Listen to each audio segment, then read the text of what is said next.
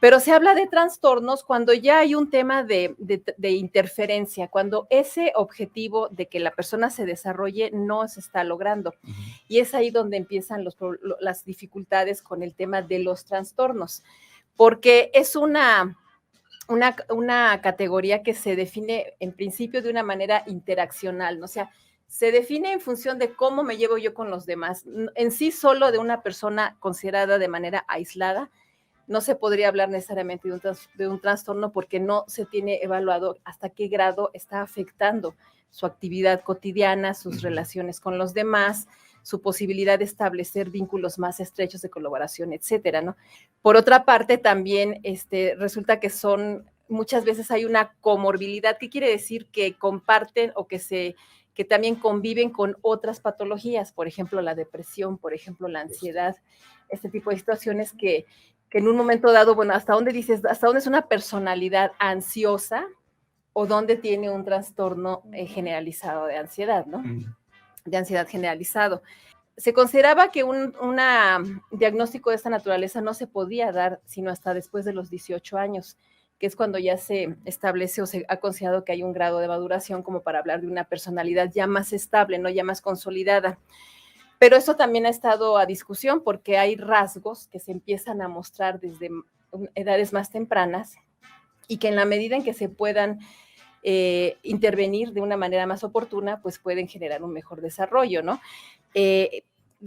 Parte de las complejidades de esto es que hay quien considera que se ha patologizado demasiado ciertas formas de conducta, ¿no? Y que se ha dado lugar a nuevos diagnósticos, por ejemplo, este diagnóstico de la personalidad oposicionista desafiante, ¿no? Que son niños muy hostiles, muy agresivos, que se confrontan mucho, ¿no? Y que se ha generado como una categoría en sí misma de un trastorno, de una conducta que es patológica, pero es difícil decir, digamos, hasta qué punto está haciendo una personalidad también por todos estos factores que venía mencionando, ¿no? Que tienen que ver con su manera de identificarse. Entonces, bueno, el punto es, reitero, que son circunstancias que se van a determinar en el contexto social y que por lo mismo es particularmente complicado su tratamiento, de entrada su diagnóstico y su tratamiento, pero que es muy importante notar cuando hay, por ejemplo, formas de ser muy desconfiada, por decir algo, ¿no? Una personalidad tipo paranoide, ¿no? Que esté pensando que todo el mundo lo busca porque se quiere aprovechar, que le quiere robar, que quiere tener una actitud de abuso, etcétera, ¿no? La celotipia, por ejemplo, ¿no? Ese tipo de rasgos que tienen que ver también con una desregulación, digamos, de esos sistemas de alarma que nos van diciendo cómo está el contexto y que nos hace mirar de cierta forma y que puede ser o ser demasiado desconfiados, demasiado estar pensando en una mala intención, o por el contrario, ¿no? Apegarse demasiado afiliativos, no medir ciertas circunstancias, o también ser demasiado evitativos, ¿no? Pensar en que si yo evado las cosas, pues no me meto en problemas y mejor me vuelvo una personalidad en tanto aislada, un tanto que le cuesta mucho trabajo interactuar, ¿no? Mira, una cosa que suelo reiterar en el sentido de en qué momento necesitas terapia, en qué momento dices, creo que sería importante. Bueno, la terapia es un proceso de autoconocimiento que a todos nos viene bien y diría que no necesitaremos llegar a situaciones extremas, ¿no? Para generar ese proceso, porque bueno, finalmente es algo que estamos, reitero, en continua construcción y hay circunstancias que nos pueden de pronto cuestionar sobre qué es lo que estamos haciendo, cómo estamos reaccionando, ¿no? Pero se habla también, para pensar en una intervención, en que haya un sentido de sufrimiento, de malestar, como que hay algo que puede ser que ya no esté generando una situación de satisfacción, de bienestar, de un sentido de armonía, sino que ya te pones a pensar, empiezas a sentir que esto ya no lo puedo estar manteniendo como un patrón continuo porque me va a traer malas consecuencias, porque puede generar un sentido de daño para mí en lo personal y para mi contexto. Entonces creo en esos momentos es que ya se habla de que sí vale la pena generar un proceso terapéutico. Y bueno, y ese malestar y ese sentido de sufrimiento y de inadecuación, pues ahora sí que tiene grados, ¿no? El tema también es que muchas veces muchas cosas se normalizan. Y eso hace más complicado el abordaje, ¿no? por decir algo, hay gente que ha normalizado y lo vemos de una manera muy grave y tristemente muy frecuente, pero las relaciones violentas, ¿no? La hostilidad como forma de trato, la agresividad, y lo vemos hasta en las calles, ¿no? De que vemos que la gente por que alguien se detuvo tantito y ya te están ahí refrescando la mamá y cosas por el estilo, ¿no? Entonces, hay cosas que se llegan a normalizar o gente que dice, no, pues ya déjalo, ahora sí que está, pero no me acerco, ¿no? Y ya mejor se evita. Pero la persona está generando una actitud perturbadora y dañina para el contexto. Pero la gente lo acaba normalizando y peor aún si es gente con poder, ¿no? Es el jefe, es el director, el esto, el otro, y pues de alguna manera esto afecta, ¿no?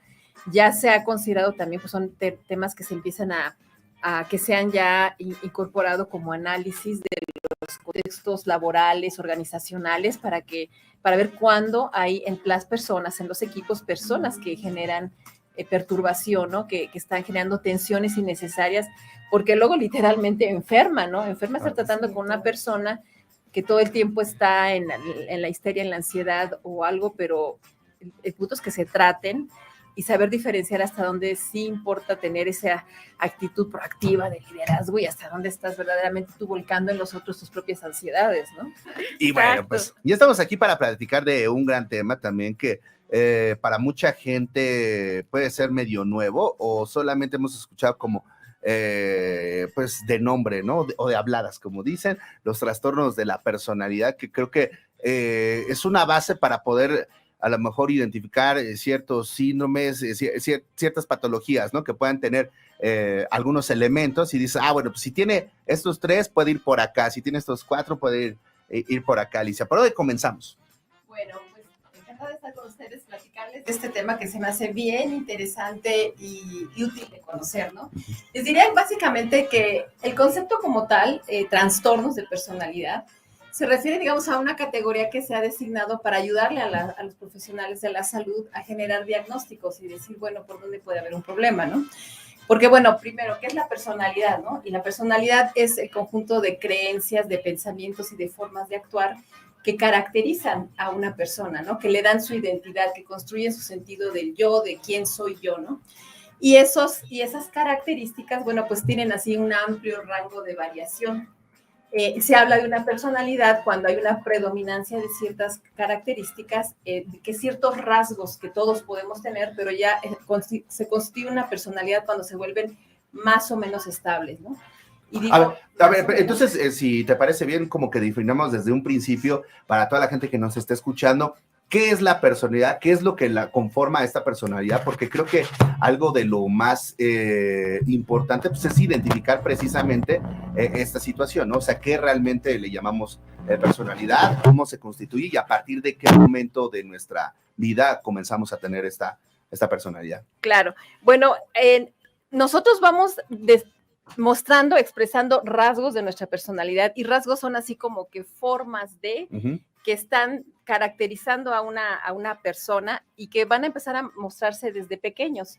¿Por qué? Porque también tenemos componentes genéticos, hay cosas que heredamos, hay formas de expresarnos en todos los sentidos que nosotros vamos heredando, pero que también van constituyendo o van consolidándose, digamos, en su forma de expresarse, también en el contexto en que nos desarrollamos, y también va a tener mucho que ver con las vivencias que nos toque experimentar a lo largo de la vida, ¿no? Entonces tienen componentes, digamos, tanto biológicos, esta parte de la herencia, pero también psicológicos, como es esa forma de crianza, y a lo largo también, pues, el contexto social de alguna manera nos va marcando, ¿no? Entonces son esas formas, como decía, de actuar, de pensar y de comportarse que de alguna manera nos van a caracterizar.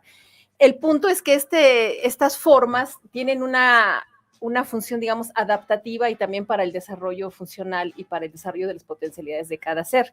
¿Cómo lo podemos identificar? Porque a lo mejor no has llegado a la terapia, ¿no? Claro. ¿Cómo podemos identificarlos? Mira, una cosa que suelo reiterar en el sentido de en qué momento necesitas terapia, en qué momento dices, creo que sería importante. Bueno, la terapia es un proceso de autoconocimiento que a todos nos viene bien, y diría que no necesitaremos llegar a situaciones extremas, ¿no? Para generar ese proceso, porque bueno, finalmente es algo que estamos, reitero, en continua construcción y hay circunstancias que nos pueden de pronto cuestionar sobre qué es lo que estamos haciendo, cómo estamos reaccionando, ¿no?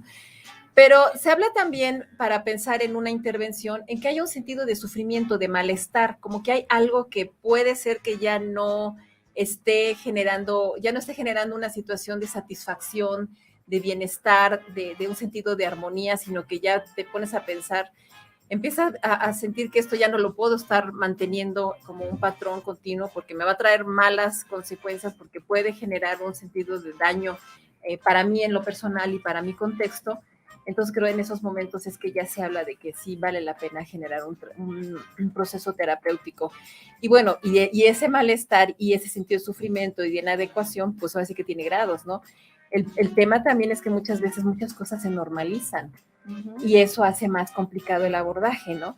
Por decir algo, hay gente que ha normalizado y lo vemos de una manera muy grave y tristemente muy frecuente, pero las relaciones violentas, ¿no? La hostilidad como forma de trato, la agresividad, y lo vemos hasta en las calles, ¿no? De que vemos que la gente por que alguien se detuvo tantito y ya te están ahí refrescando la mamá y cosas por el estilo, ¿no?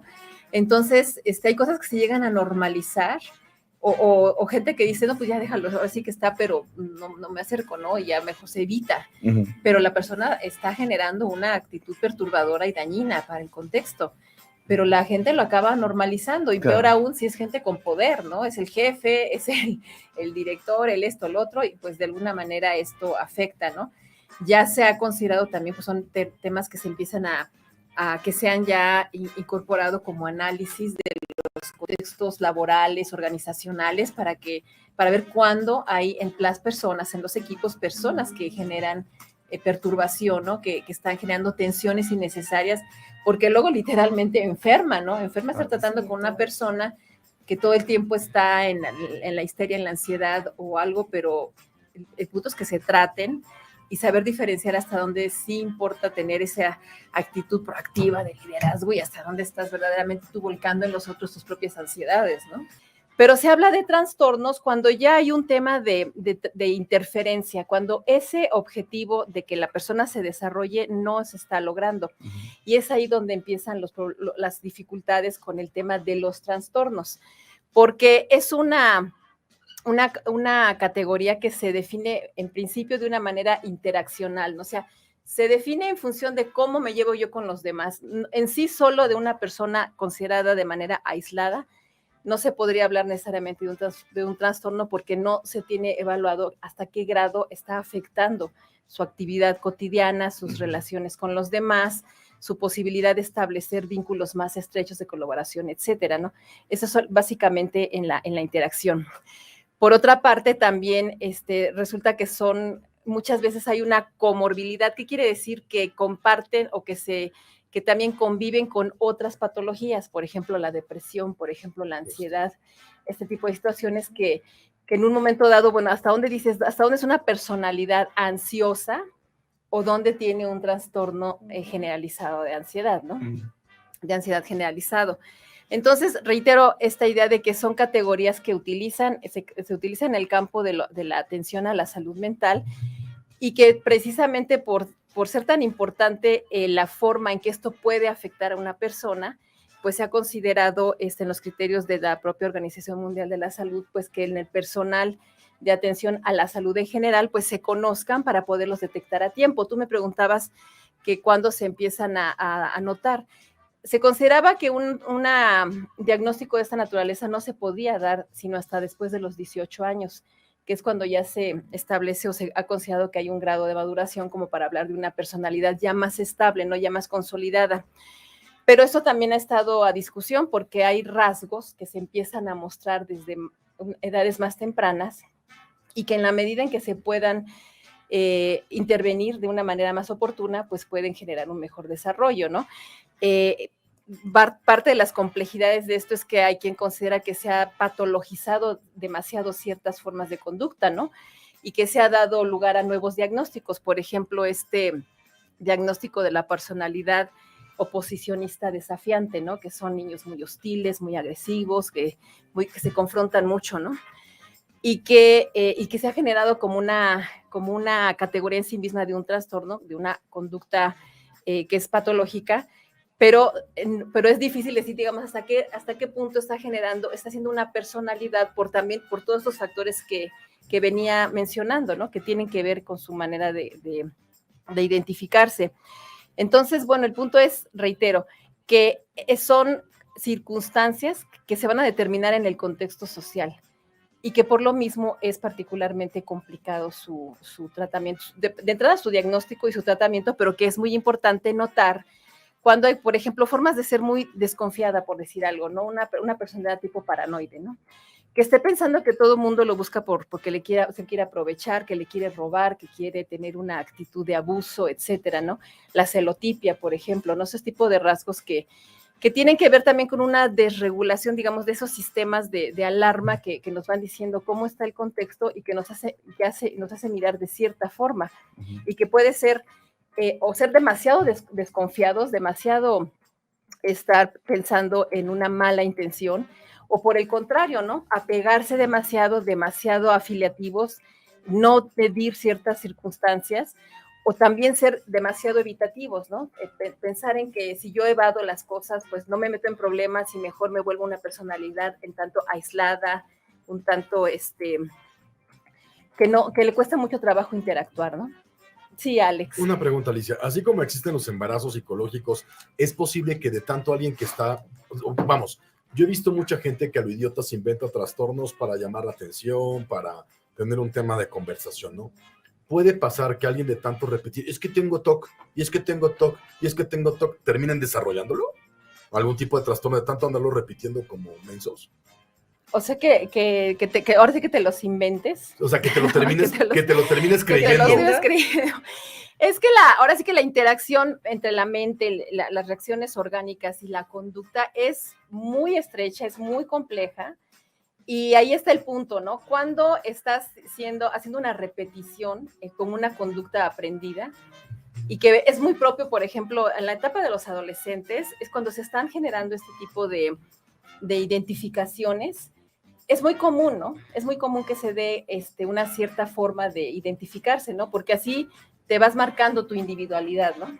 Claro. Pero que se vuelva un rasgo de personalidad es cuando ya marca tu conducta el día a día y no necesita de estarlo refiriendo, sino que ya se muestra en tu actuar, no tanto en lo que estás hablando. ¿Sí me explico? Sí, por supuesto. Entonces puede ser, digo, una actuación o un decir, yo quiero, esta teoría es una como personalidad histriónica, ¿no? Que quiere llamar la atención, que quiere ser el centro de una cierta forma de mirada, pero no necesariamente o sea, ese tendría una característica distinta de tengo un TOC, ¿no? Claro. El TOC es una conducta muy clara, ¿no? ¿Sí sí, no sé si perfecto. respondí? Uh-huh. Sí, o sea, el famoso fake it till you make it aplica en cositas muy específicas. Claro. Okay. Digamos que, y para efectos de irlos identificando, voy a mencionar las categorías que se han identificado, porque de alguna forma como que nos dan una cierta claridad, ¿no? Se consideran como formas de actuar raras o excéntricas, ¿no? O sea, personas que generalmente tienen así que cuesta mucho la interacción, que no encajan, digamos, con las costumbres o con los patrones de conducta más generalizados y que buscan marcar una cierta diferencia, ¿no? Y en ese caso también están como que también alterados esos mecanismos de acercamiento, de filiación o de confianza, ¿no? En este grupo, en estas clasificaciones que se han considerado, pues entran los rasgos, los subtipos son paranoide, los esquizoides y esquizotípicos, ¿no? Que tienen así como esas formas, como decía, que tienden al aislamiento, a la desconfianza, a pensar mal, a tratar de a desempeñarse de una forma más individual y autónoma, ¿no? Atribuyendo a los demás malas intenciones, formas inadecuadas de vincularse, etcétera, ¿no? Hay otra que se llaman las personalidades que tienden más a las conductas más dramáticas o erráticas, ¿no? Que tratan así como que son muy impulsivos, como muy emotivos, como que un control emocional muy limitado, y que también pues generan conductas que pueden ser bastante perturbadoras. Hay espacios en donde esto sirve mucho, ¿no? Por ejemplo, las características histriónicas, que son así muy abiertos, muy exhibicionistas o cuestiones de esa naturaleza, pues sirven en ciertos ámbitos, ¿no? El mundo de los espectáculos, no sé, la propia política, es contextos en donde ciertas personalidades son más adecuadas, ¿no? Aquí están también las personas que tienen los rasgos narcisistas, ¿no? Que son así muy centradas en la personalidad de yo soy el centro de la atención, yo puedo controlar o yo marco, yo tengo la razón, yo tengo estas condiciones que me hacen estar como que un tanto, si no por arriba, así diferenciarme de las demás personas, ¿no? Y las partes, digamos, ¿sí?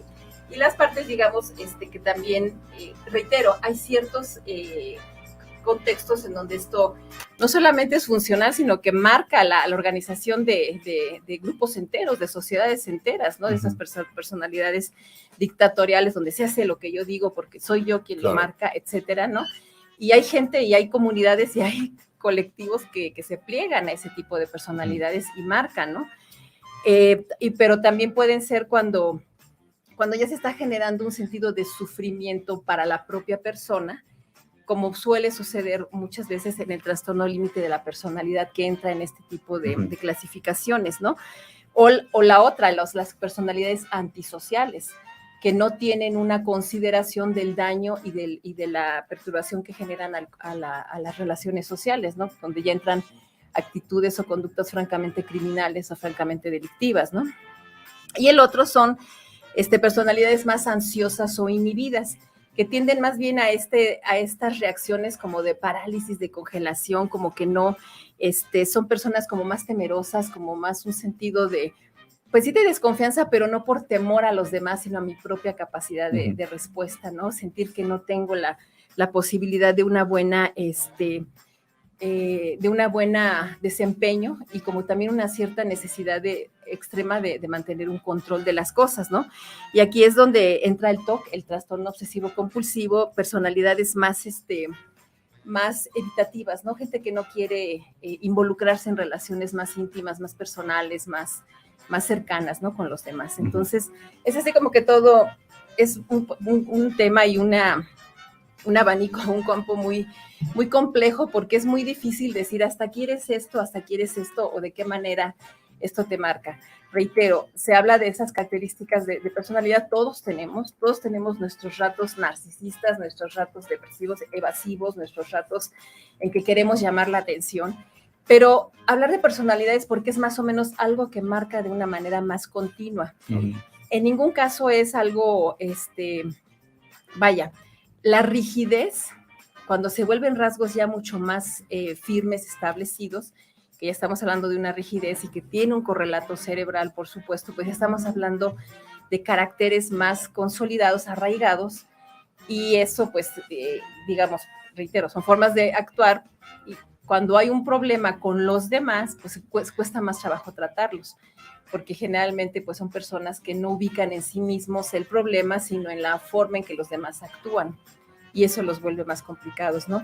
Pero por lo regular, digamos, la personalidad, nuestras formas de ser, de pensar, es algo que ahora se sabe maravillosamente, que sí se puede cambiar, transformar, hay procesos, pueden ser largos, depende de la gravedad, eso es un punto que se debe de considerar para un diagnóstico que cause daños graves, ¿no? Que cause limitaciones, que cause circunstancias conflictivas graves, ¿no?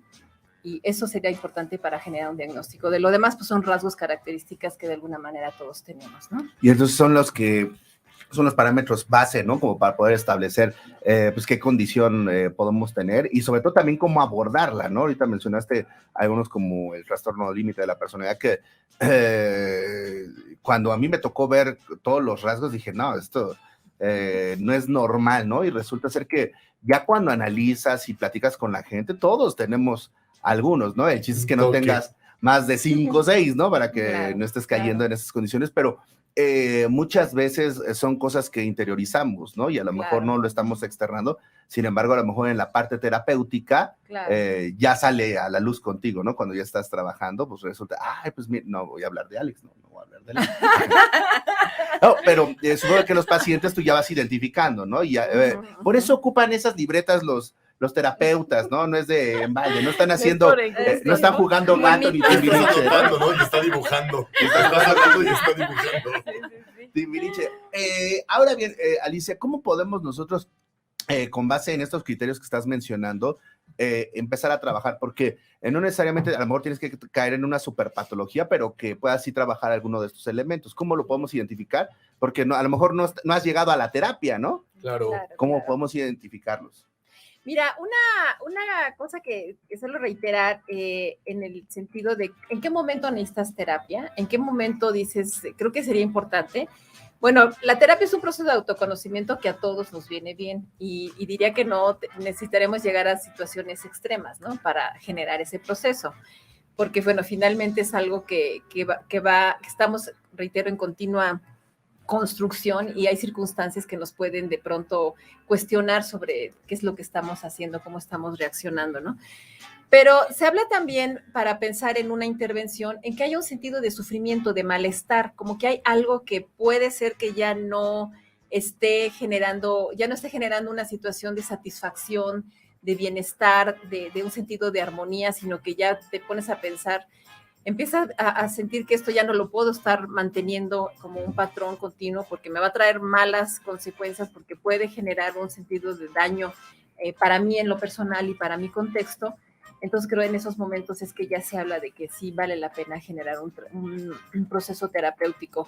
Y bueno, y ese malestar y ese sentido de sufrimiento y de inadecuación, pues ahora sí que tiene grados, ¿no? El tema también es que muchas veces muchas cosas se normalizan. Y eso hace más complicado el abordaje, ¿no? Por decir algo, hay gente que ha normalizado y lo vemos de una manera muy grave y tristemente muy frecuente, pero las relaciones violentas, ¿no? La hostilidad como forma de trato, la agresividad, y lo vemos hasta en las calles, ¿no? De que vemos que la gente por que alguien se detuvo tantito y ya te están ahí refrescando la mamá y cosas por el estilo, ¿no? Entonces, hay cosas que se llegan a normalizar o gente que dice, no, pues ya déjalo, ahora sí que está, pero no me acerco, ¿no? Y ya mejor se evita. Pero la persona está generando una actitud perturbadora y dañina para el contexto. Pero la gente lo acaba normalizando y peor aún si es gente con poder, ¿no? Es el jefe, es el director, el esto, el otro, y pues de alguna manera esto afecta, ¿no? Ya se ha considerado también, pues son temas que se empiezan a que sean ya incorporado como análisis de los contextos laborales, organizacionales, para ver cuándo hay en las personas, en los equipos, personas que generan perturbación, ¿no? Que están generando tensiones innecesarias, porque luego literalmente enferma, ¿no? Enferma estar tratando con una persona que todo el tiempo está en la histeria, en la ansiedad o algo, pero el punto es que se traten y saber diferenciar hasta dónde sí importa tener esa actitud proactiva de liderazgo y hasta dónde estás verdaderamente tú volcando en los otros tus propias ansiedades, ¿no? Y entonces yo creo que ahí es donde necesitas tener la ayuda de un profesional, ¿no? Cuando identifiques estas partes. Dice por acá, Aide, a ver, Sergio, di una de ti mismo, no sé, de los rasgos que conozco, alguna vez tuve como miedo al abandono, ¿no? Así, entonces, pues buscaba el amor en muchos lugares, ¿no? Para no sentirme hasta que solo. Me conoció. Exacto, hasta que conocí a Chucho y a Alex. Oye, Alicia, nos dice Chucho que nos quedan 30 segunditos de esta plática. ¿Cómo te podemos contactar? ¿Dónde te buscamos? Muchas gracias. A mí me ubican en la página de Facebook Mindfulness, Educación y Psicoterapia. También tengo el WhatsApp, el 55 16 87 81 71. Yo doy clase, bueno, soy profesora, pero digamos doy consulta individual y con mucho gusto en lo que les pueda ayudar estoy para servirles. Muchísimas gracias, Alicia. Nosotros vamos a una pausa. Mindfulness es una práctica que nos ayuda a controlar situaciones de ansiedad, depresión, a aliviar los malestares que provocan y condiciones derivadas del estrés crónico, postraumático, entre otras situaciones que afectan nuestra calidad de vida, nuestra salud física y mental. Mi nombre es Alicia Ortiz, soy psicoterapeuta, especialista en mindfulness y los invito a conocer más de estos temas y temas que nos ayudan a mejorar nuestras condiciones de vida en su programa El Café de las 10. A mí me encuentran en el segmento de los miércoles de 11:30 a 12 aquí en ADR Networks. Muchas gracias por su atención, aquí los esperamos.